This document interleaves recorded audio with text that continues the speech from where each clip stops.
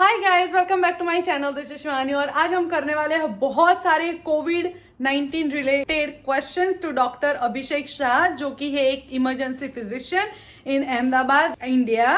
मुझे बहुत सारे क्वेश्चंस है, मुझे बहुत सारी क्यूरियोसिटी होती है। इवन मैं साइंस के फील्ड में हूँ, फिर भी कोविड-19 वैक्सीन के बारे में। तो चलिए अब पूछते हैं उनसे questions. Let's get started with the video.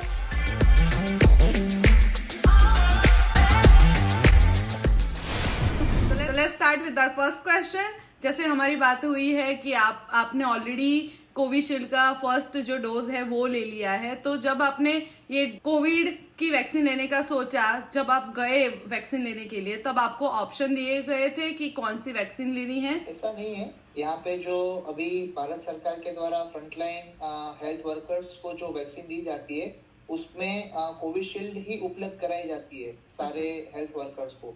तो इसमें ये रहता है कि आप जिस हॉस्पिटल के साथ आपका अटैचमेंट है, वो लोग आपकी डिटेल्स इंडियन गवर्नमेंट को भेजते हैं। फिर गवर्नमेंट के थ्रू आपके मोबाइल में एक टेक्स्ट मैसेज आ जाता है कि आपको इस डेट पे इस टाइम के बीच में आपका कोई भी एक आईडी कार्ड लेके आपको वैक्सीन सेंटर पे जाना है।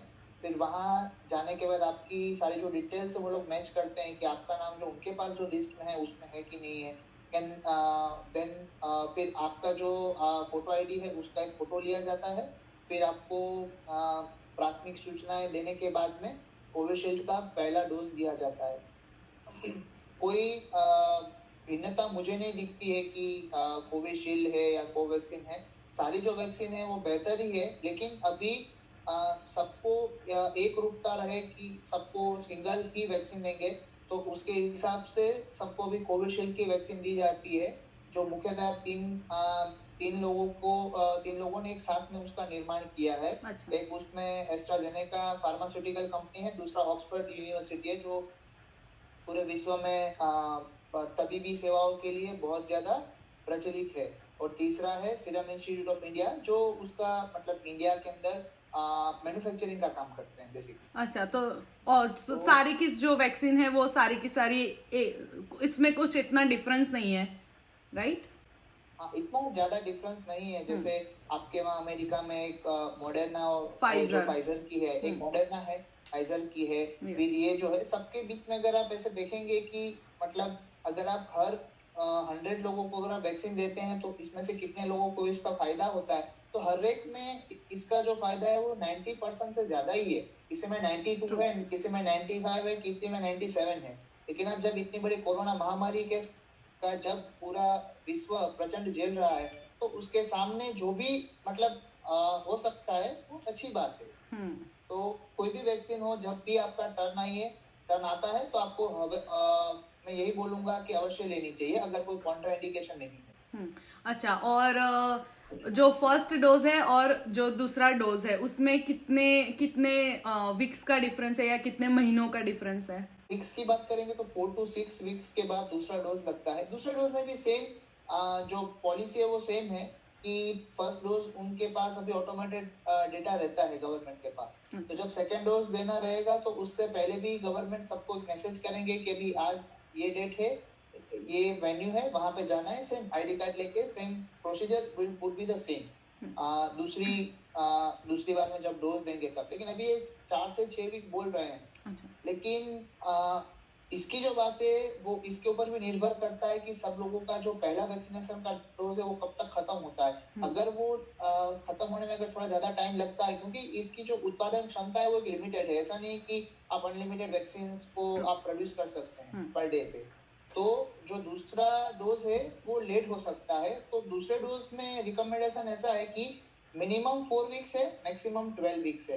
तो 4 से 12 वीक के बीच में आप कभी भी दे सकते हैं। तो दैट रफली कम्स टू अराउंड 1 से 3 महीना। और जैसे आपने बताया कि गवर्नमेंट आपको बुलाती है, तो अब जैसे ही आप इंडिया में बहुत ऐसी मैं खुद इंडिया से हूँ और मुझे पता है कि कहीं पे भी जाए तो बहुत लंबी लाइंस होती है, तो इसमें भी कुछ ऐसा ही हमें देखने को मिलेगा या आपको अपॉइंटमेंट लेके जाना पड़ेगा? ये वॉकिंग नहीं है, ये यहाँ आपको पहले से आपका अपॉइंटमेंट फिक्स रहेगा कि इस डेज में एक सेंटर में आज इतने लोगों को वैक्सीन लगेगी, वो फिक्स रहता है। जो भी प्री डिसाइडेड नंबर है कि 200 है, 400 है, whatever number, it is fix. तो आप जाएंगे तो वहाँ एकदम स्मूथली सब हो जाता है। मुझे तो 5 मिनट भी वेट नहीं करना पड़ा था, वाह। जैसे क्या तुरंत आईडी चेक हो गया था। Because I reach there at 11 AM। तो सुबह में 11 बजे पहुंच गया था, वो 10 बजे स्टार्ट होता है। अच्छा। तो तुरंत एकदम, हाँ तुरंत उन्होंने चेक किया कि हाँ आपका नाम है रजिस्टर में, फिर फोटो आइडेंटिटी चेक किया, फिर उन्होंने मुझे वैक्सीन रूम में डायरेक्ट किया। फिर वहाँ पे जो नर्स थे वो लोग पहले आपको पूछते हैं कि आपको कोई पहले कोई भी वैक्सीन लिए उससे कोई एलर्जी है आपको, जिसके कारण आपको रिएक्शन आया हो ऐसा कुछ, या जो कोविशील्ड की वैक्सीन है उसके कोई कंपोनेंट से आपको एलर्जी है। अगर आप दोनों जो क्वेश्चन है उसके अगर प्रत्युत्तर में आप ना बोलेंगे तो ही वो लोग आपको वैक्सीन देंगे। फिर वो लोग आपको वैक्सीन देने से पहले उसके जो नॉर्मल साइड इफेक्ट्स होते हैं उसके बारे में समझाते हैं, और उसके लिए क्या करना है और कौन सा हेल्पलाइन नंबर है वो भी सब समझाते हैं। उसके बाद में वो लोग बोलने के बाद वैक्सीन देते हैं। तो ये एक मसल में दी जाने वाली इंजेक्शन है जो डेल्टोइड मसल करके बोलते हैं, उसमें ये इंजेक्शन देते हैं, मतलब हाथ के ऊपर, लेफ्ट हैंड के ऊपर, लेफ्ट डेल्टोइड में देते हैं। That is the preferable side है इसका। और 0.5 ml जितना ही देते हैं, इसमें कोई बिल्कुल इट्स अ पेनलेस इंजेक्शन है, कुछ पता नहीं चलता है इसमें ज्यादा। और फिर वहां पे प्रक्रिया ये होती है कि जब भी आपको वैक्सीन देते हैं दे नोट द टाइम, और फिर 30 मिनट्स आपको वहां पे बैठना है ताकि कोई इमीडिएट साइड इफेक्ट होती है कि नहीं वो आप देख लेंगे। और आधा घंटा अगर एक बार हो गया तो उसके बाद फिर आप घर जा सकते हैं। You can use in your doing the normal job. इसमें ऐसा रेस्ट करना पड़े ऐसा कुछ, ऐसी कोई प्री रिक्वायरमेंट नहीं है। ये बहुत अच्छी बात है कि ये टाइम कंज्यूमिंग नहीं है जो वैक्सीन का जो डोज है वो लेने के लिए। लेकिन अभी जब लाइफ मैटर करती है तो अगर थोड़ा टाइम कंज्यूमिंग भी हो तो भी थोड़ा धैर्य रख के जरूर लेना चाहिए। हाँ ट्रू। और जैसे आपने बताया कि इसके थोड़े से साइड इफेक्ट भी आपको बताए गए थे, तो आप कुछ ऐसे 2-3 साइड इफेक्ट्स हमें बता सके तो हमारे व्यूअर्स के लिए तो अच्छा रहेगा। एक कोविशील्ड का अगर मैं पर्टिकुलरली बताऊं तो इसमें 12 से 18 घंटे वैक्सीन लेने के बाद आपको हल्का सा बुखार आना, ठंड लगना, थोड़ा बहुत एक या दो बार उल्टी होना, थोड़ा शरीर में ऐसा कमजोरी लगना या बेचैनीपन लगना, सिर दर्द करना, बदन दर्द करना, ये सब काफी कॉमन है। ये सब कॉमन साइड इफेक्ट्स है। जो मैंने अपने जितने फ्रेंड्स वगैरह लोगों से बात की, सबको कुछ ना कुछ साइड इफेक्ट आया है, but these are all minor side effect, और मेजर साइड इफेक्ट किसी को नहीं आया है। और ये सिर्फ 1 या 2 ही बार आता है, वो भी 1 या 2 दिन के अंदर। और थोड़ा जहाँ पे आपको इंजेक्शन लगता है वो जो जगह है वहाँ पे थोड़ी सी सूजन होना, वहाँ थोड़ा सा दर्द होना, वो नॉर्मल है। ये सब काफी कॉमन, हाँ ये सब काफी न्यू नॉर्मल माना जाता है, इसको आप बोल सकते हैं एक तरीके से। और इसके लिए कुछ ज्यादा करने की आवश्यकता नहीं होती है। पैरासीटामोल करके गोली आती है बुखार की, तो वो आप ओवर द काउंटर भी मिलती है। आई थिंक उसको पेनाडोल बोलते हैं इन यूएसए, तो वो आप ले सकते हैं। लेकिन ये कोई तबीबी या चिकित्सक परामर्श नहीं है। आपको कोई भी गोली लेने से पहले आपके जो हेल्पलाइन नंबर दिया गया है, या तो आपको जहाँ से वैक्सीन मिली है, या तो आपके जो डॉक्टर है खुद के, उनका एक बार परामर्श करना आवश्यक है। और जैसे आपने बोला कि आपके दोस्तों को थोड़ी सी ऐसी साइड इफेक्ट दिखने को मिली, आपको पर्टिकुलर कौन सी साइड इफेक्ट दिखने को मिली? मेरे को सब हुआ था इसमें से। मेरे को बुखार भी हुआ था, बदन दर्द भी हुआ था, सिर दर्द भी हुआ था। हालांकि मुझे वॉमिटिंग वगैरह नहीं हुआ था, मैं खुराक पानी वो सब खा पी रहा था, उसमें मुझे कोई दिक्कत नहीं थी। कमजोरी लगती है, लेकिन एक वही मुझे 1 या 2 ही बार पैरासीटामोल की गोली लेने की जरूरत पड़ी, ज्यादा कुछ दिक्कत नहीं हुई थी। मैं अपना सारा काम, मेरी जो ड्यूटीज वगैरह थी हॉस्पिटल की, मैं सारा करने में सक्षम था, उसमें मुझे कोई भी प्रकार की कोई दिक्कत नहीं। जब आप वैक्सीन लेने के लिए जाते हो तो आपको कोई प्रिकॉशन लेने की आवश्यकता है कि खाली पेट जाओ और फिर वैक्सीन लो, या खाना भूख पर पेट भर के जाओ और फिर वैक्सीन लो, या ऐसे कोई भी other precautions? No precautions to be taken. आपकी जो रूटीन्स मेडिकेशन है वो सब लेनी जरूरी है। जो आप रूटीन लेते हैं वो वैसे ही आपका शेड्यूल नॉर्मली चल रहा है। जैसे आप ऑफिस जाते हैं वैसे ही आपको नॉर्मली आपका जो टीकाकरण केंद्र है, वैक्सीनेशन सेंटर, वहां पे आपको जाना है, वहां पे आपको नॉर्मली बैठना है, वैक्सीन देंगे, उसके बाद आप नॉर्मली जैसे काम करते हैं वैसे ही आपको काम करना है। इसके लिए खाली पेट ऐसा कोई जरूरियात नहीं है। वैक्सीन लेने के बाद वो कितना इफेक्टिव होता है? तो वो तुरंत ही इफेक्टिव हो जाता है, या कुछ हफ्ते के बाद इफेक्टिव होता है, या कुछ घंटे के बाद इफेक्टिव होना स्टार्ट होता है?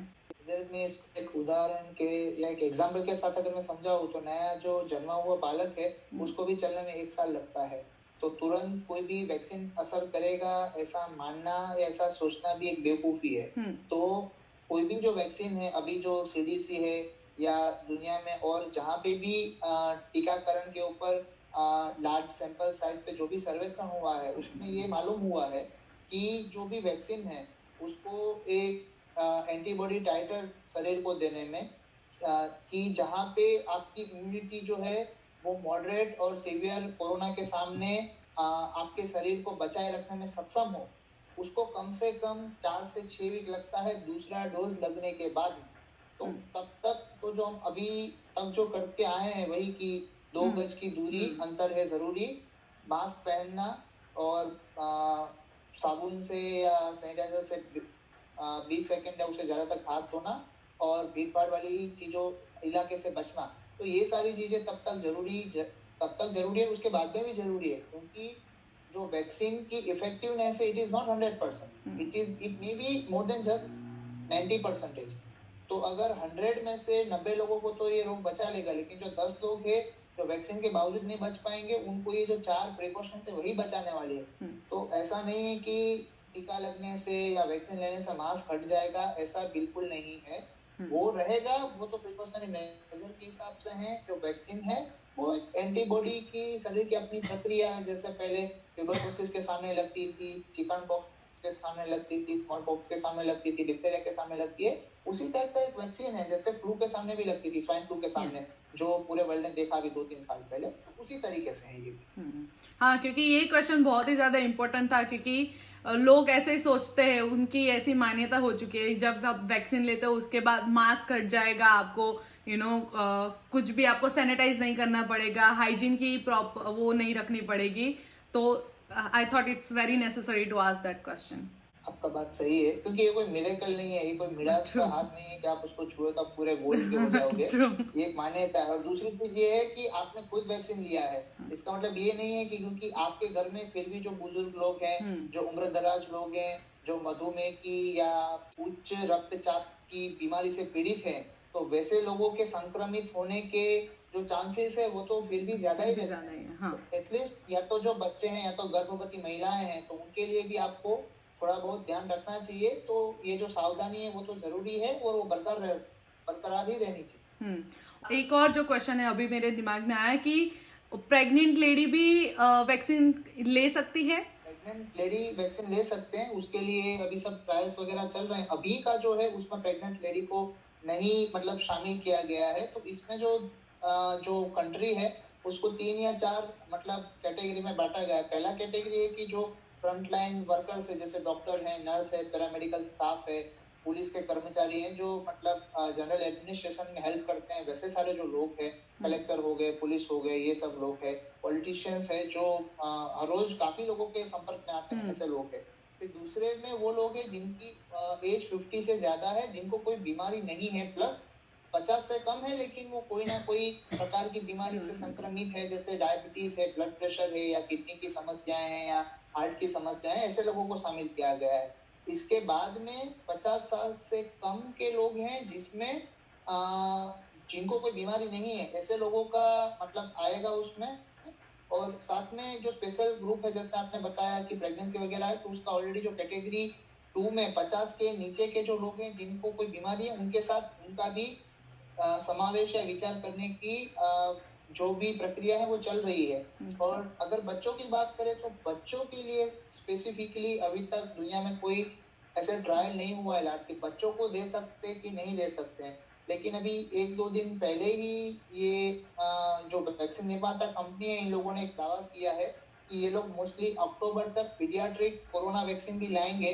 तो अक्टूबर के बाद जो बच्चों का पीडियाट्रिक कोरोना वैक्सीन आने के बाद बच्चों के लिए भी जो टीके हैं वो शायद लगने शुरू हो सकते हैं तब तक, अगर ट्रायल में वो सेफ पाया जाता है और अगर जो गवर्नमेंट की निर्धारित प्रक्रिया है अगर उसको वो सारे जो मानक है उसका अगर वो पालन करेगा तो वो भी होने के चांसेस काफी ज्यादा है। तो क्या है कि बच्चों को भी काफी उम्मीदें हैं अक्टूबर तक। हाँ, वो अच्छा है कि बच्चों को वो ज्यादा इफेक्ट करता है कोरोना वायरस जो भी है वो, क्योंकि वो उनकी इम्यूनिटी इतनी नहीं होती, तो उनको ज्यादातर ये चीज से वो लोग गुजर सकते हैं। ये एक मिथ है, आप जो बोल रहे हैं अच्छा। ना, ये सत्य से परे नहीं है। एक्चुअली में बच्चों को कोरोना एडल्ट की कंपैरिजन में कम असर करता है। इसके 2 या 3 कारण मैं मुख्य बताऊंगा आपको। पहला कारण ये है कि बच्चे कम बाहर जाते हैं, तो उनके दूसरे लोगों के संपर्क में आने के चांसेस जो है वो कम रहते हैं। दूसरे है कि बच्चे मन के सच्चे, जैसे हम बोलते हैं, कि उनको आप जो भी बोलोगे तो वो चीज को पालन करते हैं, कि मास्क पहनना है, हाथ धोना है, वो जरूरी है, तो वो लोग ये चीजें समझते हैं, तो वो लोग वो चीजें बेहतर पालन करते हैं। तो और तीसरा है कि एज अ पेरेंट्स ज्यादा सब लोग मतलब उनका केयरिंग करते हैं, तो ये भी है कि उनको एक अर्ली प्रिकॉशंस ज्यादा लेते हैं कि बच्चों को बाहर भी नहीं ले जाते। तो ये 3 चीजें हैं जिनके कारण बच्चों में एडल्ट की गुना में ये जो कोरोना वायरस है उसका होने का खतरा थोड़ा कम है। हाँ, होता है तो थोड़ा बहुत दिक्कत है, लेकिन एकदम सीरियस हो जाए या उनको वेंटिलेटर की ऑक्सीजन की जरूरत पड़े, ऐसा कोरोना का केस बच्चों में बहुत कम, लगभग नहीं के हिसाब से आप मान सकते हैं कि मतलब 100 में से 1 से भी कम बच्चे को ये होता है। और हाँ, और ये जो वैक्सीन है वो कितने आप साल के हो तब से स्टार्ट होती है? 18+ है या 21+ है? अभी ऐसा कोई मानक नहीं है, क्योंकि जो भी अभी जो फर्स्ट कैटेगरी में जिनको भी दे रहे हैं वो सारे ऐसे लोग हैं जो पब्लिक वर्कर्स है या डॉक्टर्स है, ये सारे तो 18 से ज्यादा के ही होंगे, इससे कम का तो कोई होगा ही नहीं इसमें। तो अभी वो विचार नहीं है, लेकिन 18 से बड़े लोगों के लिए विचार कर रहे हैं अभी। वही 18 से कम वाले जो हैं वो उनके लिए अक्टूबर से शायद वो चालू होगा, या वो 14 है या 18 है, वो 12 है, वो ट्रायल के हिसाब से और गवर्नमेंट के हिसाब से। क्योंकि जैसे यूके है तो वहाँ पे अगर बच्चों की आप परिभाषा देखें तो 14 साल के बाद वहाँ पे उनको पुख्त वयस्क मानना शुरू करते हैं।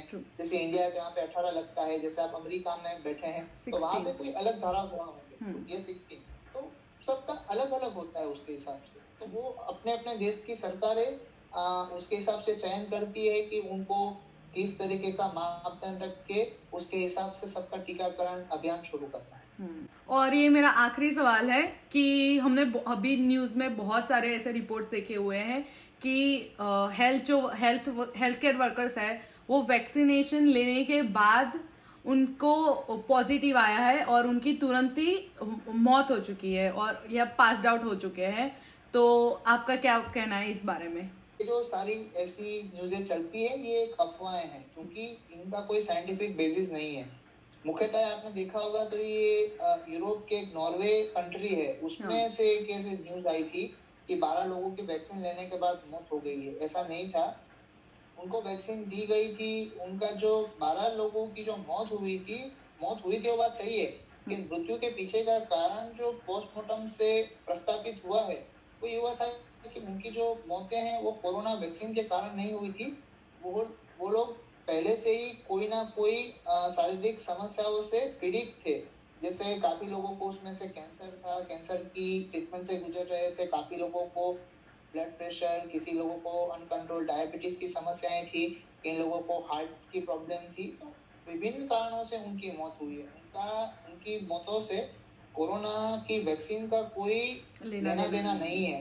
तो ये एक फॉल्स प्रोपेगेंडा चलाया जा रहा है कि ये वैक्सीन सही नहीं है और इसके कारण लोग मर जाते हैं। ऐसा कुछ नहीं है। मेरे हिसाब से वैक्सीन लेना एक सुरक्षित और समझदारी पूर्वक का एक पहल मैं इसको मानूंगा, क्योंकि इससे आप भी बचेंगे और आप अपने आजू बाजू वाले को भी बचा पाएंगे। और ये एक दिस इज ऑल वॉलेंट्री, ये वॉलेंट्री है, इसमें कोई कंपलसरी नहीं है कि आपको लेना ही लेना है। आपको नहीं लेना है और जल्दी मरना है तो वो आपके हाथ में। और लेके थोड़ी माइनर साइड इफेक्ट सहन करके आपको लंबा जीना है और एक ये बोलूंगा कि एक वाइज डिसीजन लेना है, तो वो आपके ऊपर है।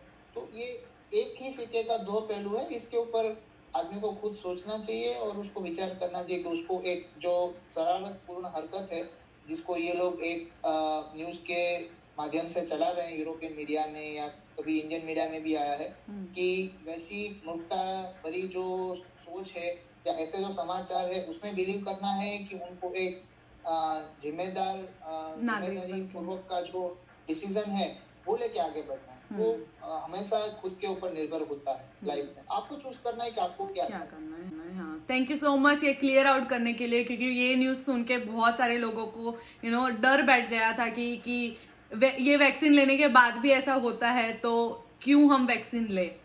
Thank you so much. और just last few words for my viewers, ये वैक्सीन के बारे में क्या आपकी राय है, क्या आपका पर्सपेक्टिव है, आप लोगों को मतलब जनता को बताना चाहते हो? यही बताना चाहता हूँ कि आज से 50 साल पहले जब ट्यूबरकुलोसिस की बीमारी आई थी पूरे वर्ल्ड में, जिसको क्षय रोग के नाम से जानते हैं, तभी लोग यही सोचते थे कि इसका कोई इलाज नहीं है, इसमें आदमी मर जाएगा और उसके कारण बहुत सारी दिक्कतें होती थी। जो शुरुआत में चीजें सही भी थी जब तक उसका भी टीके का निर्माण नहीं हुआ था, जिसको बीसीजी वैक्सीन बोलते हैं, जो बर्फ पे लगाई जाती है बच्चों को। वो भी जब वैक्सीन आई थी तब उसके साथ यही होता था कि लोगों को पहले विश्वास नहीं बैठता था कि ये वैक्सीन लेनी चाहिए कि नहीं लेनी चाहिए। लेकिन वर्ल्ड अगर समझता था तब भी, अगर आज से 50 साल पहले का आदमी अगर बुद्धिमान था तो आज के लोगों की इंटेलेक्चुअल प्रॉपर्टी पे मुझे कोई संदेह नहीं है कि ये लोग वैक्सीन के साथ हैं या वैक्सीन के विरुद्ध है। ये लोग डेफिनेटली, सारे जो लोग हैं वो सब वैक्सीन के साथ हैं, क्योंकि वो सोचते हैं, वो समझते हैं कि इसको लेने से आप एक जिम्मेदारी पूर्वक का जो नागरिक है उसके तरह का बर्ताव कर रहे हैं। तो आई थिंक लोग वैक्सीन लेना चाहेंगे, क्योंकि उनको इम्यूनिटी और खास करके अपने प्रियजन जैसे माता पिता हैं कि जिनको कुछ स्वास्थ्य संबंधित समस्याएं हैं, तो उनके हित में भी, खुद के हित में भी, एक देश हित में भी और एक पूरी दुनिया के हित में भी लोग वैक्सीन लेना पसंद करेंगे। और अगर वैक्सीन से रिलेटेड कुछ भी डाउट है तो आप इस YouTube चैनल के माध्यम से आप कभी भी संपर्क करके पूछ सकते हैं, ताकि हम आपकी जो भी समस्याएं हैं उसका समाधान करने के लिए हमेशा ही उत्सुक है। नमस्कार। थैंक यू सो मच आपका मेरे इस चैनल में आके इतने अच्छे से एक्सप्लेनेशन करने के लिए और अपनी राय बताने के लिए कोविड वैक्सीन के ऊपर, और सारे जो साइड इफेक्ट्स है वो सब अच्छे से एक्सप्लेनेशन करने के लिए। एंड आई रियली अप्रिशिएट कि आपने इतना टाइम निकाल के मेरी चैनल पे आए और मेरे व्यूअर्स को इतनी इन्फॉर्मेशन दी।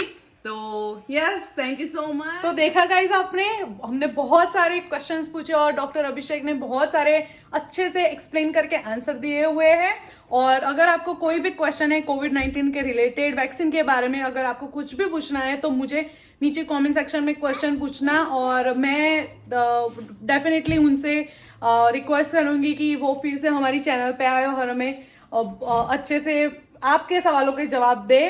तो yes guys, thank you for watching my video. Thank you Dr. Abhishek for taking time and coming to my channel. Like, share, subscribe.